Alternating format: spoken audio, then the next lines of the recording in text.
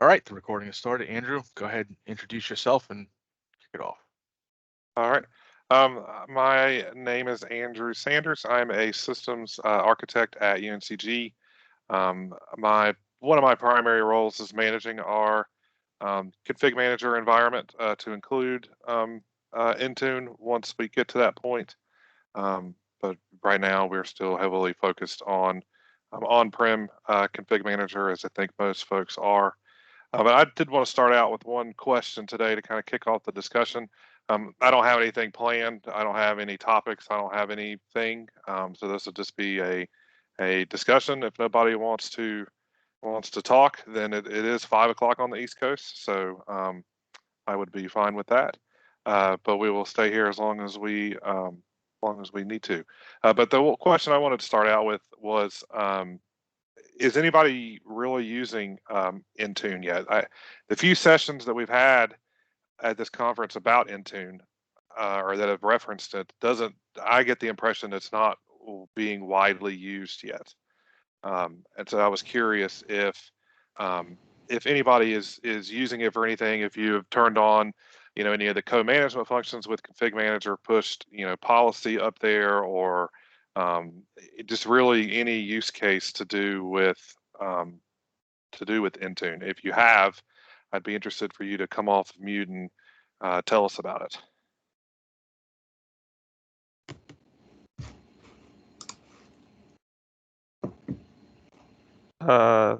This is Keith from the U of I.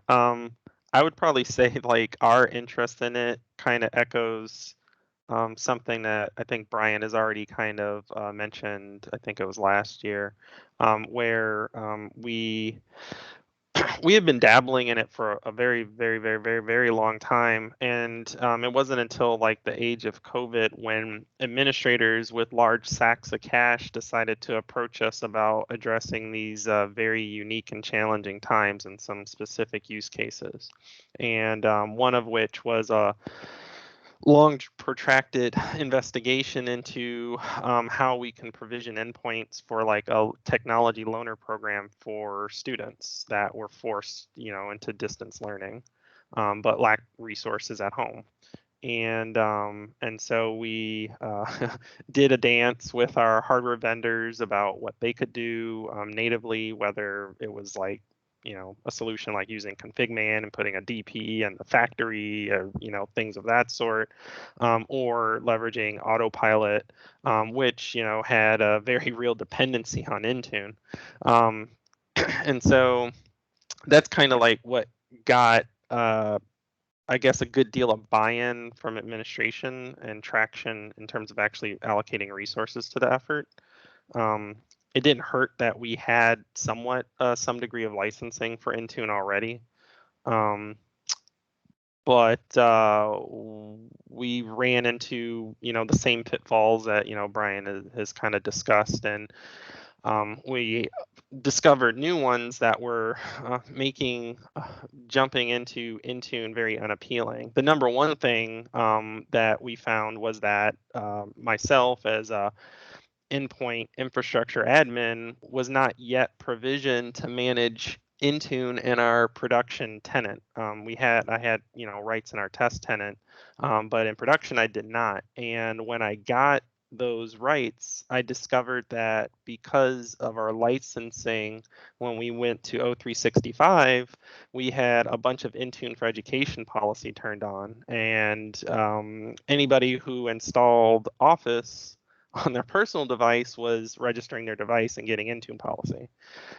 So I discovered like our Intune infrastructure, like our instance had, I don't know, 19,000 devices registered. Fortunately, the policy is pretty innocuous, but the number one thing was the fact that BitLocker was required. So disks were getting encrypted, and then also patching policy was managed. So we had faculty calling into help desk saying, oh, well, I can't prevent this reboot or patching on my own device. And we're like, that's odd.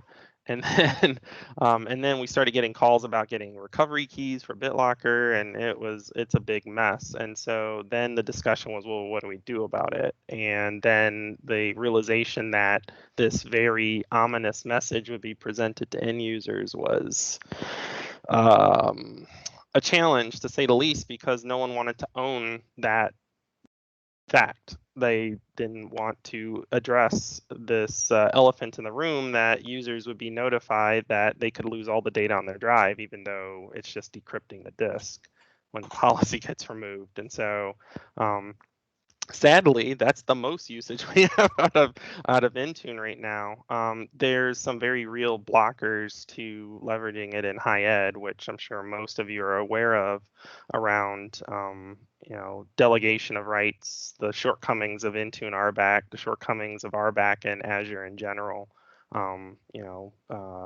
shortcomings of groups.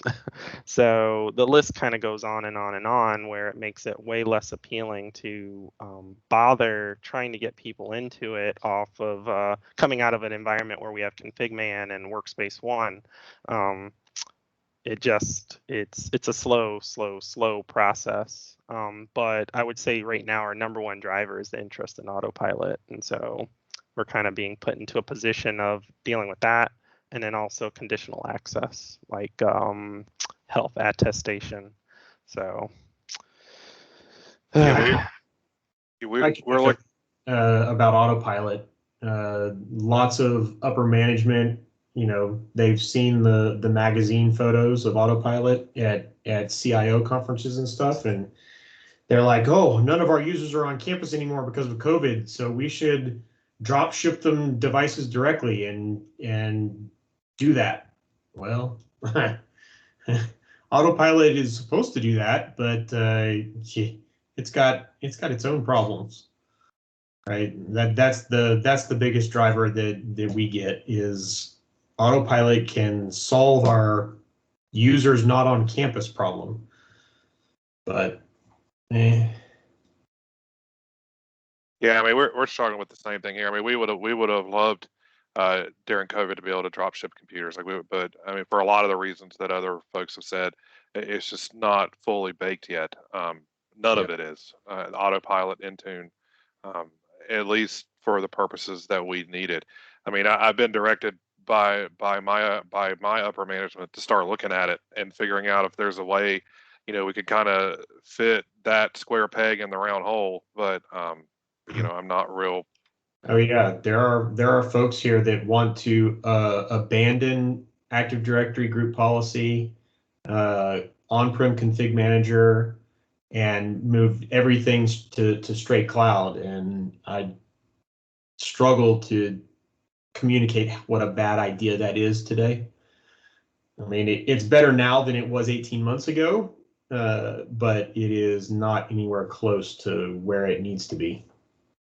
Yeah, I could see us taking some steps of trying to move some group policy, like our enterprise wide, our like all computers group policy, that it comes down from the security office, and I could see moving some stuff like that potentially, but not. I mean, there like we've said, there's not the granularity to be able to give a department a Intune policy and have it just apply to their systems, on a large scale.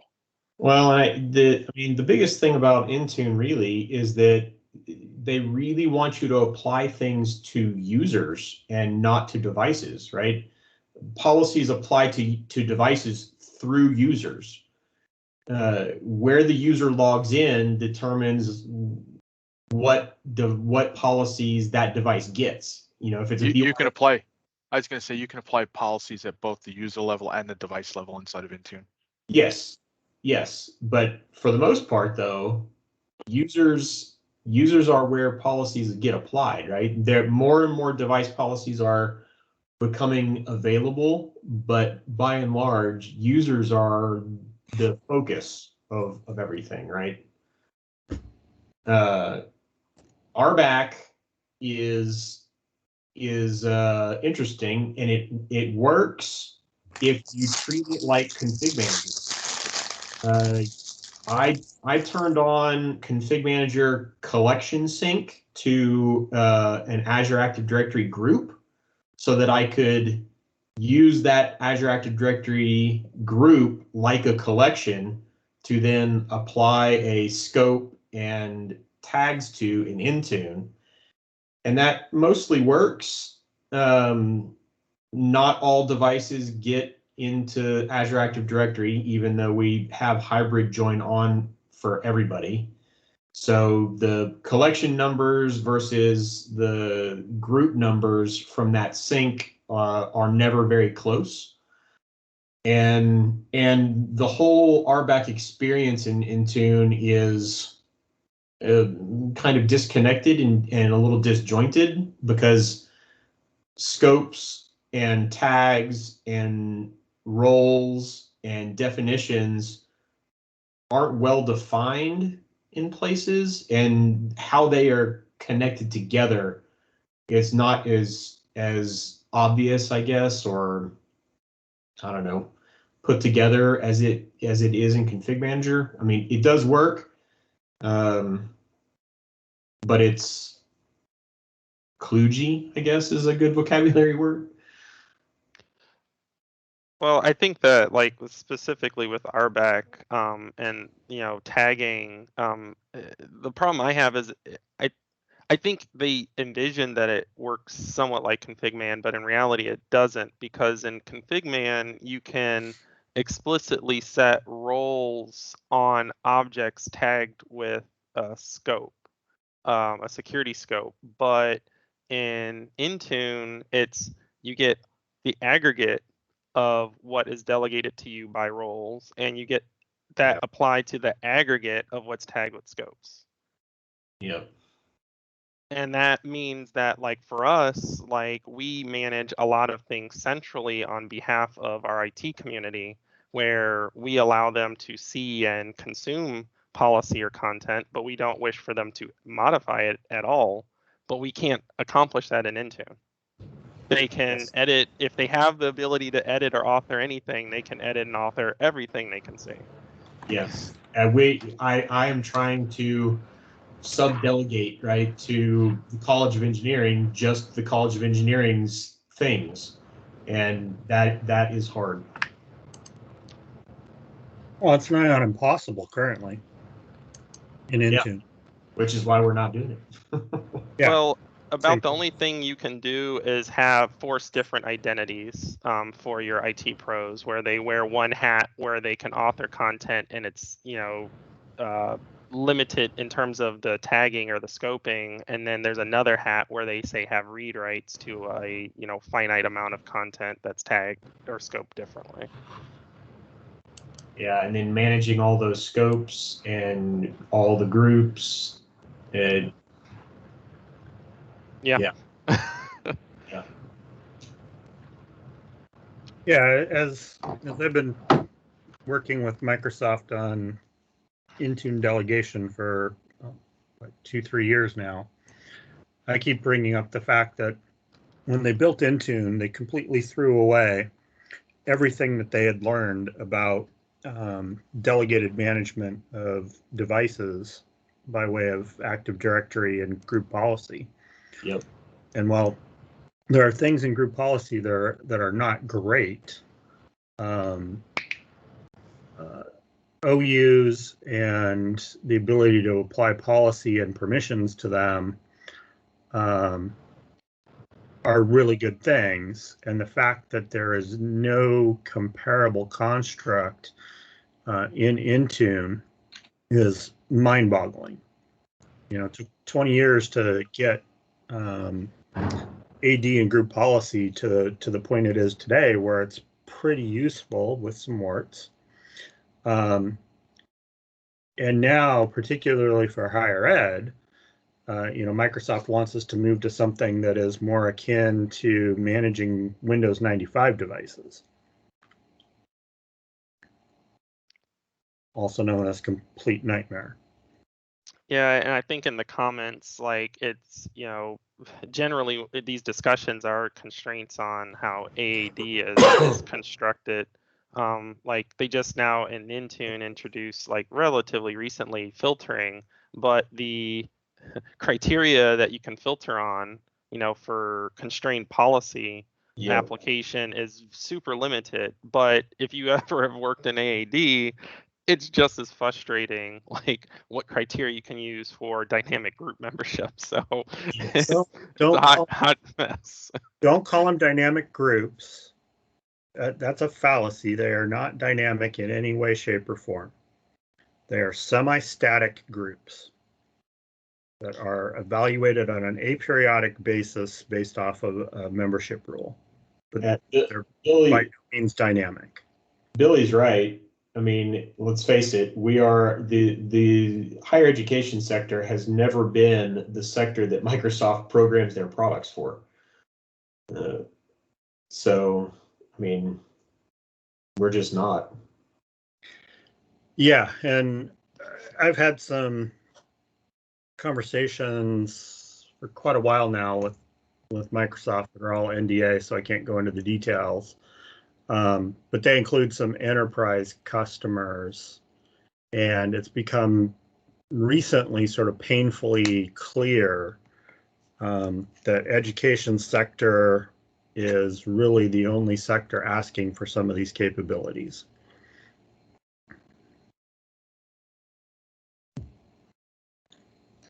I wonder what percentage or what slice of Microsoft higher education is.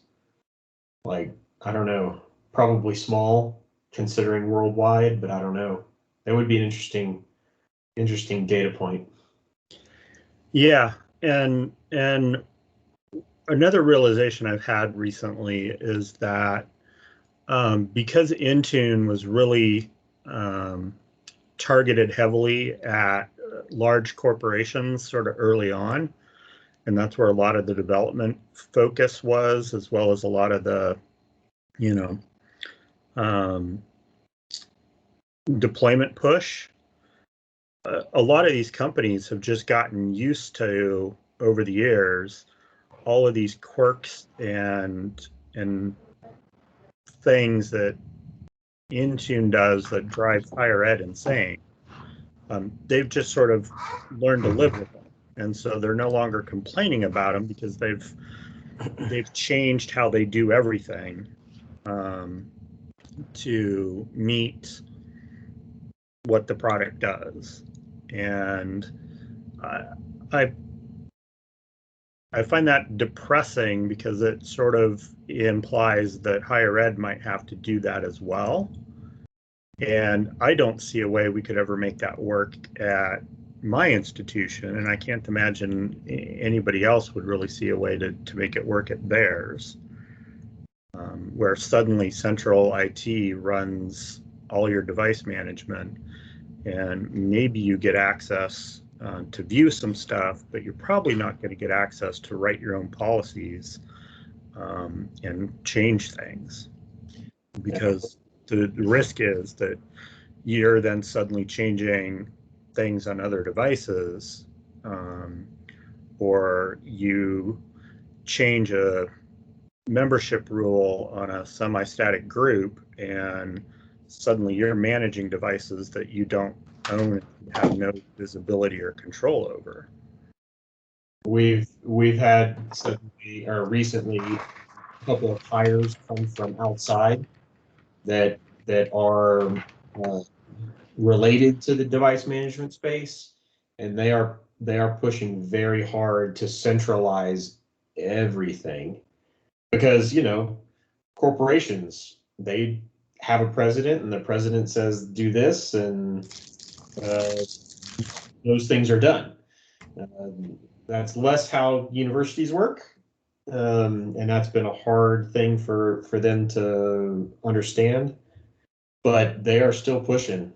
I mean, yes, your corporation may have hundreds of thousands of nodes worldwide, and you can do things on all of those all at once, or whatever. But that ownership is a constant complaint, well, not complaint, but argument. They're very much of the university owns it, and I'm very much, well, no, the College of Engineering owns it. And they bought it with their money that they get from their grants and the money that their researchers bring into their college, and the university doesn't buy them. And that's a hard thing for them to wrap their brains around too. Yeah, we have some labs where devices are owned by the lab, which is in turn actually functionally owned by the researcher who Yeah. the lab is named after. Yeah. And if the researcher decides to pack up and move someplace, those devices go with that person. They Yep. don't stay at the university. Yep. And they go to Best Buy to buy the computers with their grant money. Yeah, don't even get me started on consumer grade devices. Yeah. So is there anything? So this is good discussion. But I do want to maybe give the opportunity for some different topics. Maybe is there anything anybody's doing that's working out well? We just had a conference last week of the North Carolina public universities, and there was a lot of talk about Windows Update for Business, and a few of our schools moving to that and having some good experience with it. So it's, just kind of throwing that out there. Anybody doing that and having some pretty good experience with it that they want to discuss? Not doing that, but I was going to share something that seemed to go well for us. It was actually the first thing we did in Intune, which was iOS device management. Our facilities division has a lot of university-owned iOS devices that they use for, building mechanics and technicians. Devices they use, to access their tickets and assignments. And that really works like straight out of the box. It all comes from Apple into Intune, and the devices come out of the box and get their applications automatically, and it's pretty snazzy. So yeah, we found that worked really well, and some departments have switched to it from AirWatch that they were using previously.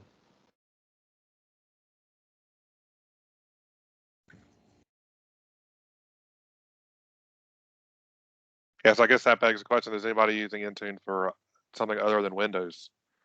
It's iOS, Mac OS, Android. Yeah, it kind of is what led us to want to do autopilot. Like if we can get autopilot to work as well as the iOS, what is it called, Apple School Manager or whatever integration.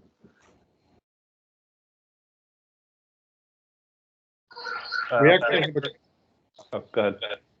we have a group that's using Intune to manage a bunch of Android devices. I think in Africa. Yeah, we actually had a similar thing.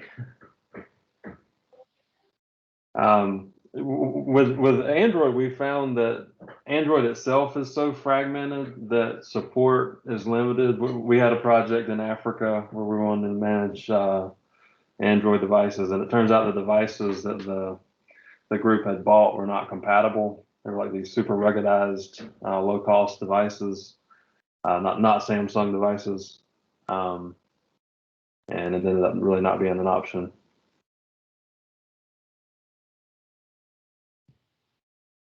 It's working out pretty well for us.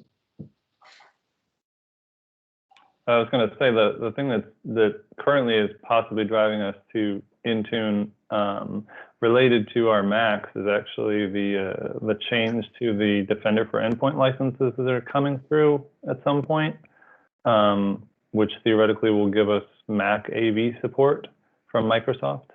So that's making us look at possibly tying our Jamf into Intune in order to get that licensing going. So no real report yet on how well that works, but yeah, we are that's on our Jamf roadmap as well, to tie it to Intune for the conditional access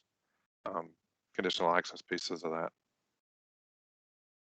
It's got us a little bit excited to do that.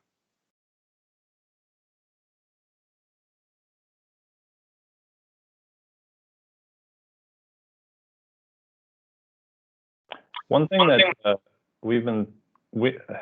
we continue to toy with the idea. So we use Config Manager for servers, obviously, or here at our university, and it's a different group that does the devices. But I'm the one who manages all the infrastructure for Config Manager. And over time, we've been moving more to baselines and stuff for all of our servers. We're doing it all in PowerShell. To be honest, it's getting to the point now where we're having the discussion within the server group about, well, at what point do we maybe look at not using Config Manager for the server side? If we're doing everything with PowerShell, then it should be relatively easy to transition that to Ansible or, whatever, SaltStack, any of those kind of things that would do that. And so our discussion is about, well, what features do we get on the server side? Because there's definitely features on the client side, and it's a different group, but that's kind of where we're thinking through. We're not at the point where we're going to like pull that trigger, but it is getting to the point where Microsoft's not really doing much on the server side for management. They're pushing everybody to Arc and things like that, which we're not going to do. So that's where we're kind of thinking on configuring it right now. Yeah, we're in the same boat. We use Config Manager to manage servers as well, but it's really, when you boil it all down, it's really just to patch them and control the control Defender on them, and that's really it. Our Azure group, our group that is doing our move, our infrastructure move to Azure, has been talking about it. Do we need to transition our server stuff to some more modern tools? Sounds like a similar conversation. Yes, it's all we're really doing is patching. We're not, our policy is still on GPOs and that sort of thing. All we're doing is patching them. Yeah, I think that like the answer to that question is, there's several different tools based out of Azure that in aggregate are the preferred solution for managing servers, whether you're using Azure Monitor for compliance checking, or you're using the Azure based managed updates for your patching and compliance. Basically, it all boils down to using some feature of Azure to do some action on the endpoint and feed that back into log analytics to spit out something in a console. Yep.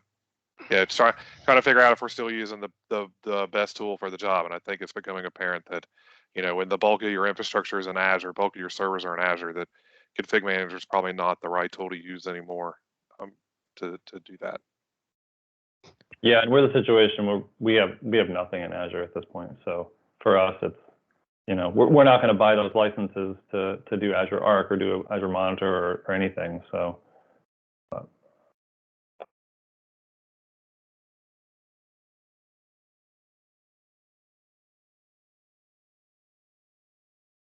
Anybody? What else? What else we got?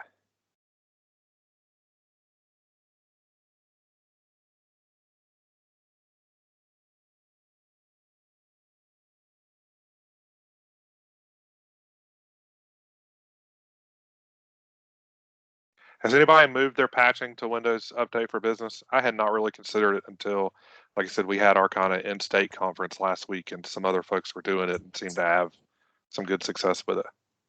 Yeah, we did it for about 4,000 devices in our managed workstation service, a couple years ago, and we've pretty much walked away from paying attention to patching at all as a result, because it just works and works quite nicely. Okay.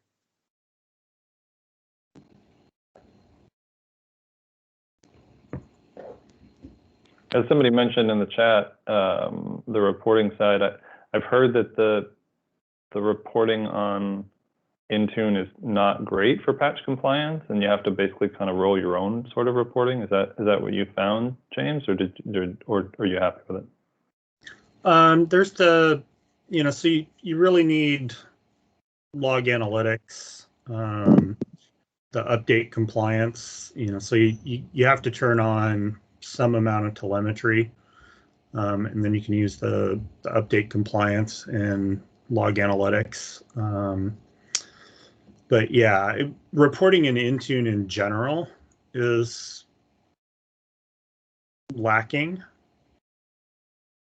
And while there's, some progress being made, it's not great.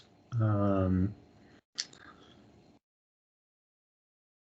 did I see on Twitter someone mentioned that the fastest you can do a hardware inventory is every 7 days in Intune?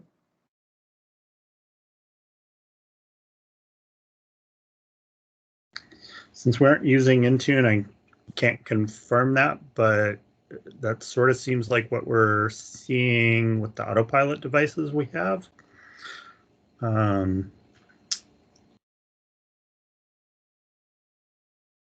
I've never noticed any configurability for it, so that's probably right. I know 7 days is the default in SECM and often put forth as a best practice, but I think a lot of people may go to 1 day.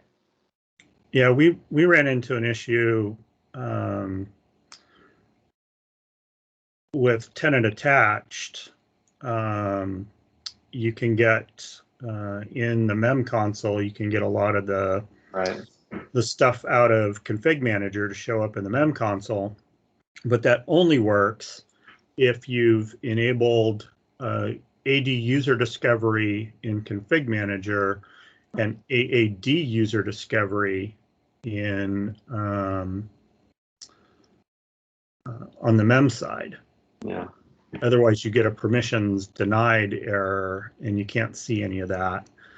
And we had a case open for a good while on it, and it came back as sort of a shrug. The person that wrote that stuff isn't in the same role anymore, and nobody can figure out why. User discovery is required, and they don't have time to look into it, really. Yeah, we found with tenant attached, there's no way to tag a device. So if it's a co-managed device, you can tag it, or if it's an Azure AD device, you can tag it. But if it's a tenant attached device, you can't. And so, I can see all that stuff as a top level admin, but none of our departmental admins can see it. I haven't been able to get past that. Yeah, it's another feature that really strikes me as a bolt-on to solve a very specific problem for a very specific customer, and they made it available to everybody, and it doesn't actually really work.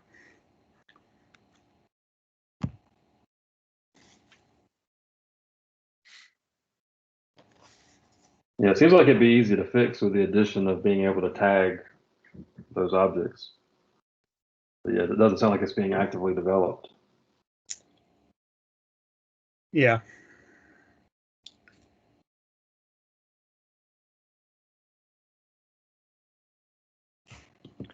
Are people using the delivery optimization, and all those features and things that they have in there to kind of do the local peer-to-peer stuff, and has it been successful for you? We've never looked at it because we have super fast networks. Yeah, I was going to say the same thing. I never really, we were a single campus, 10 gig links between all of our buildings and, all that. So I've never really seen the purpose of doing that. And to me, it just adds another layer of complexity when something doesn't work right. That's one more thing to troubleshoot.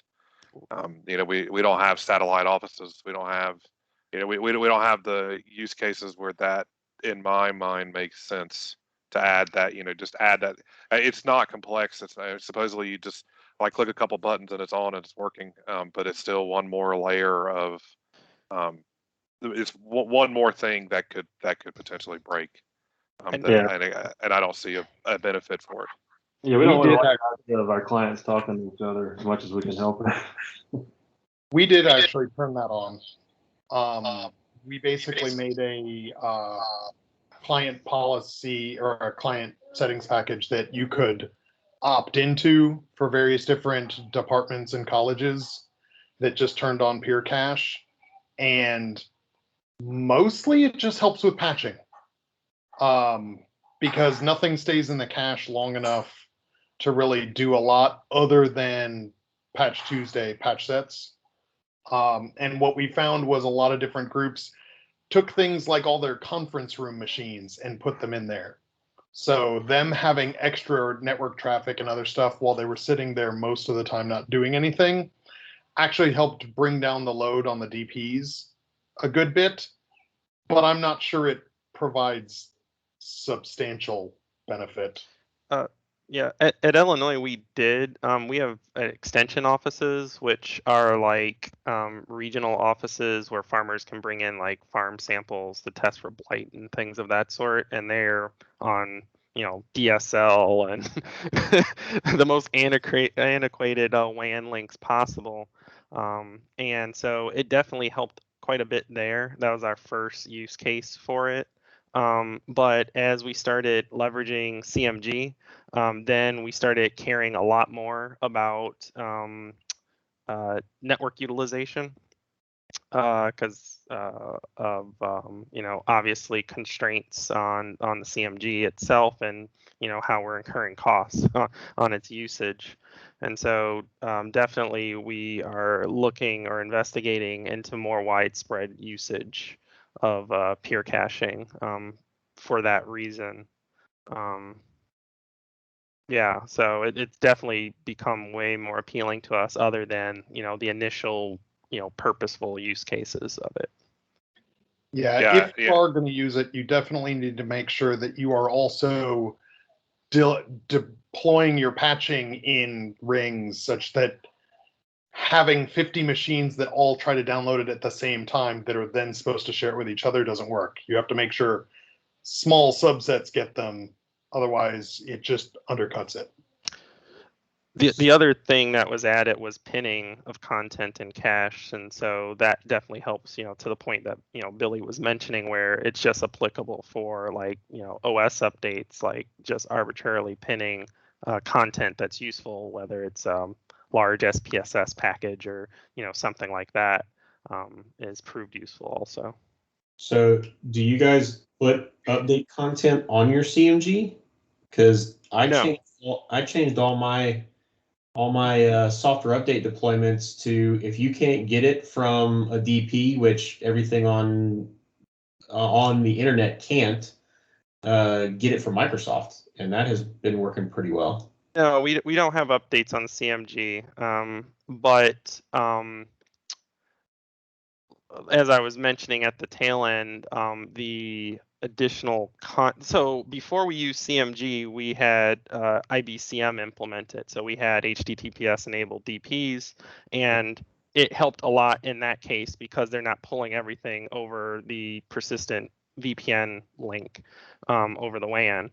And so that's where we first started using it. But as we adopted the CMG just to share our managed content over the internet, as we deprecated and phased out internet-based client management, then that has proved super useful, especially when we can selectively pin content for the few machines targeted with peer cache, so they can share out their content in their regional offices.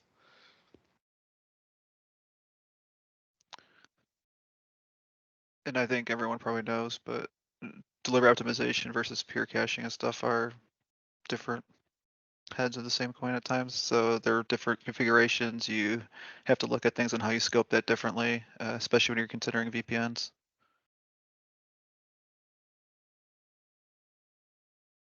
Yeah, in terms of honoring boundaries and things of that sort. Yeah, the behavior is a bit different. Yeah, delivery optimization, if you're not setting it to do it by subnet, you're gonna have machines trying to talk across campus, and yeah, they're 10 gig links and stuff like that. But do you want very wide geospatial area campuses, buildings talking to one another for updates and stuff like that? Especially if you get network monitoring in place at a high level, you just start getting a whole lot of excess stuff that at least me in security don't like to see. Makes my life a little bit more harder from there.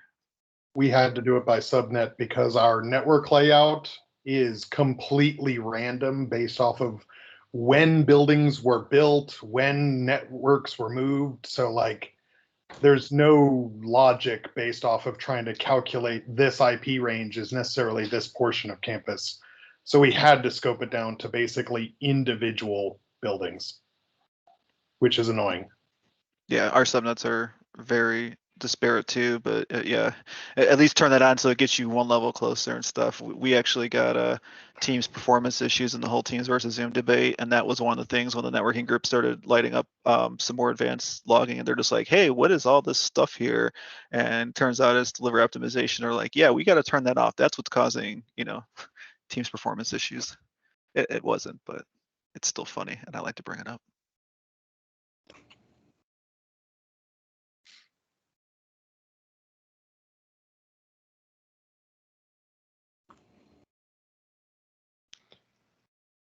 Has anybody started looking at Windows 11 yet, and how many of their systems are not compatible?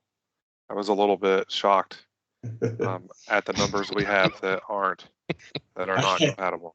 I don't have any hardware that is under warranty that is owned by the university that can run it. So no. Yeah, Windows 11's a train wreck in my opinion. We've got a bunch of devices that aren't going to be able to run it, and they're going to persist for a good long time. I can't imagine us trying to get anybody upgraded or start using it new anytime soon, because the UI changes alone are such a significant impact that it harkens back to the switch from Windows 7 to Windows 8. I'm hoping we're going to get a few more years of Windows 10 updates. I think that I've been looking at it more interested in specific technologies within it.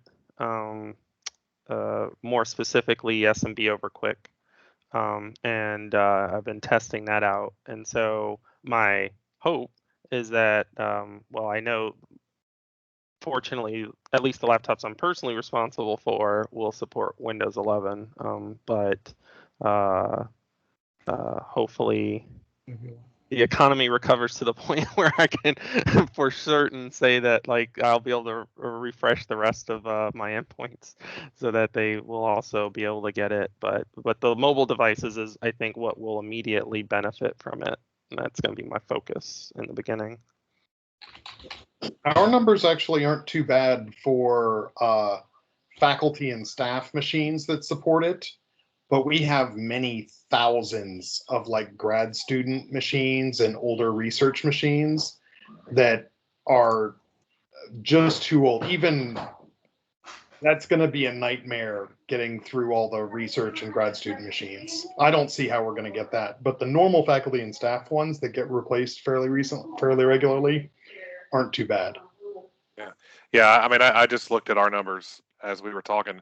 We have more that are not compatible than we have that are compatible. We're sitting at 40% of our fleet, and it's all the CPU version.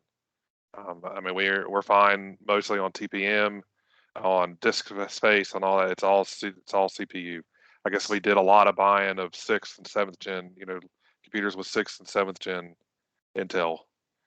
Yep. Same. Yep. We've still got 15,000 Windows 7 devices, so my condolences.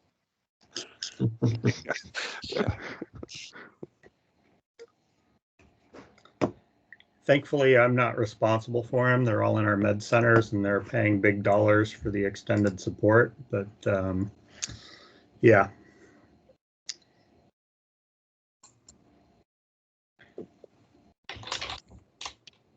As I'm sure most of you, everybody seems to have that one device that's always going to be running something super old.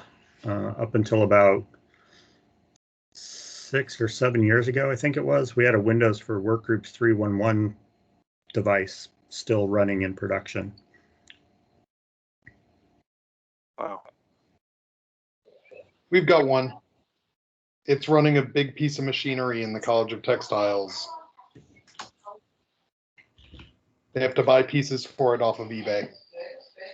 Yeah, my former institution, we had some microscopes and stuff that were still running Windows. This was in 2015, still running Windows 98, I think. Like Billy said, buying power supplies off of eBay. Oh, it's always fun. Must find AT power supply.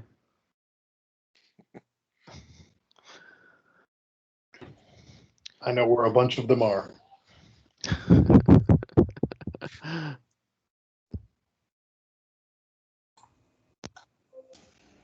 So I mean, I have an interesting topic. Endpoint services in general at the U of I is basically like a cost recovery op. So we parsed out config man to the point where we can assess a charge to departments for using the service. But as we're leveraging more and more of the cloud, like with CMG and tenant attach, and pretty soon Intune, it's becoming ever increasingly more difficult to kind of do that because everything is so aggregated together. Have you guys had similar challenges? Yeah, I'm struggling with the, so we've started to add some A5s into the mix, and our cost recovery managed workstation will start taking advantage of some of that. And so, we're doing cost recovery on a per device basis, but we have to pay for licensing on a per user basis. And so, yeah, it's the same problem for us. Yeah, struggling with how do I justify what I'm doing here, and do I have to change the way I do cost recovery, and of course, the institution is paying for some users but not for other users, and of course our cost recovery customers have user accounts that span that. So yeah, like we have a problem where some users are A1 with Teams added, and some users are A3 and some are A5. And so when we have discussions with our departments about like managing devices, say through Intune, it's like, well, your mileage may vary because the experience depends on who logs in. So it's challenging to get administration to buy in to the benefits of just leveraging all one license, like preferably A5, to make security happy. And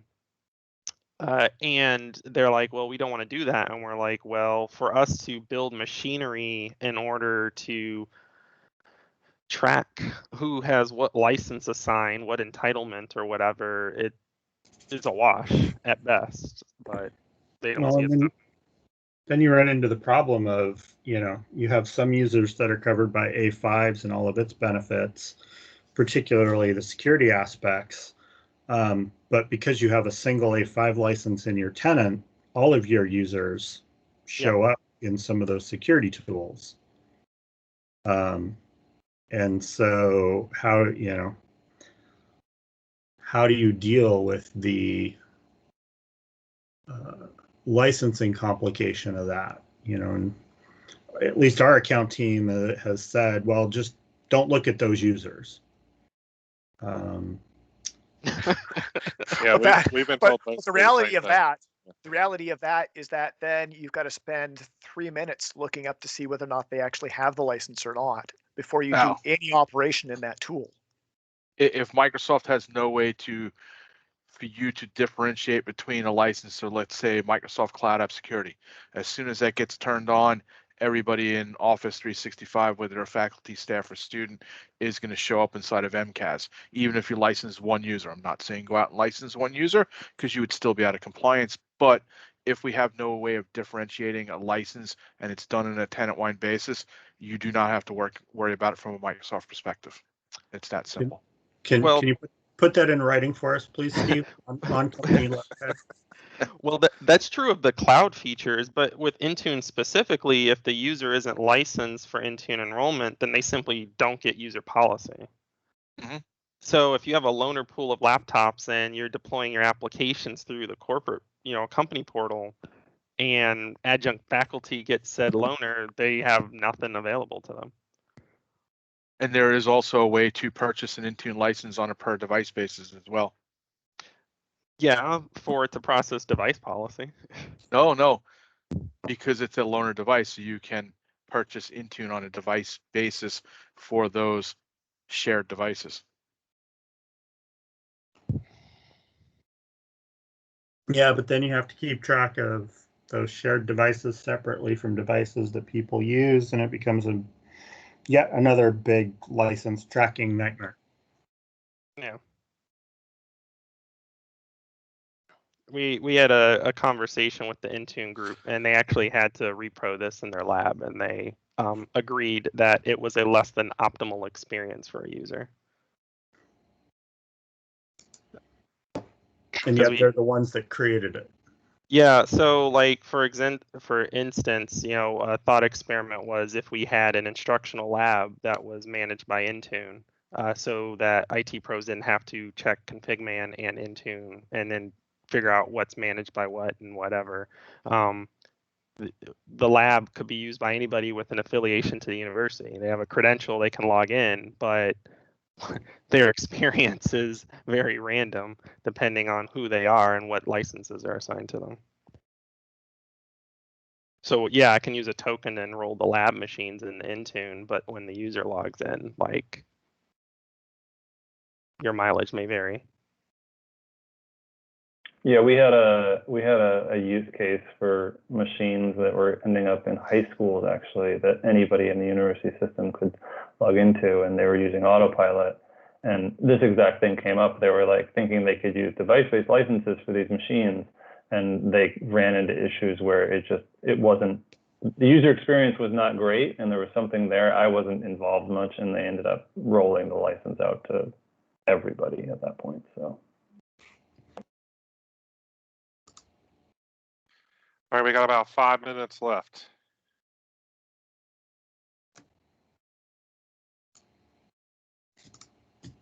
I see a question from Miko from Finland in the chat. Hey, welcome, Miko. I hope I'm not mispronouncing that. What licenses are you mainly using in Finland? Hired was forced with an offer that you couldn't bypass to take A5 licenses. And I see Billy responded to that with we're mostly A3. Yeah, I think that a lot of universities had A5 sort of aggressively sold to them, particularly in the last year. But that was all done under it's your decision, but sort of choice. But at least for us, I don't know how true it was for other universities. The pricing over the long term made it really clear that we should pick A5s. Yeah, I mean, something similar. Like we've had A5s for a couple of years, and we have trimmed down other tools, right? Like, I mean, so we replaced. I can't remember what the product was now, but we replaced something with MCAS that did the same thing because we had A5 licensing. This year, we just completed a project to move our voice services to Teams. So we shed our old voice vendor in favor of Teams and what was part of the A5 license. So it has really pushed us to justify the cost and trim some other services along the way that had duplicates within the A5 kind of SKU. But did you get the money from turning off your traditional phone system to pay for those A5s? We already had it, so that was more of a cost cutting. We realized that we were paying for a service that we already owned from Microsoft, so we undertook the project as a cost cutting as a cost cutting measure. Yeah, but we already had the A5 licenses and had already been paying for them for a couple of years. The initial purchase of A5, we trimmed some duplicate security tools. Like I said, whatever we were using that MCAS does, the name of the product is escaping me now. That one, and a couple other ones that also that was 3 years ago. Was it Netscope? No, it wasn't that one. Okay. Yeah, I can't remember.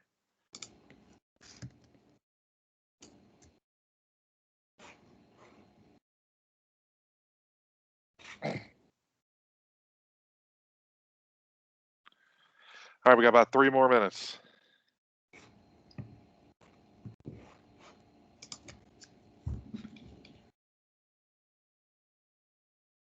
Is anyone using the MEM interface to kind of give people within IT more access to view data at all, like the web interface? Are they pushing their config manager up there, and is that the way anyone's going? No, because of the lack of granular RBAC. Agree. Especially the lack of RBAC on tenant attached devices. I have 10,000 devices and they're all in the Intune console, and you can't get rid of them unless you join them to Intune. So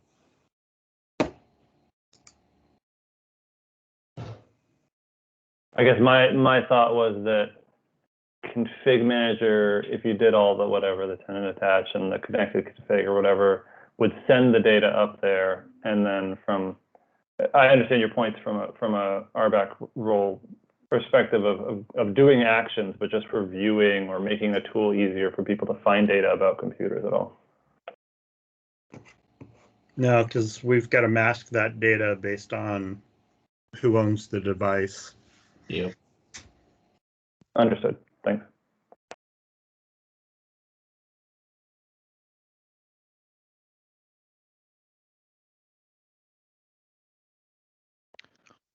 Not part of Endpoint directly, but one side affected impact is the software inventory coming out of the security center after you do that as well. That actually has a lot nicer reports than I was able to pull out of or get pulled out of config manager and stuff, in terms of matching the 40 different ways that each wants to be Adobe Acrobat.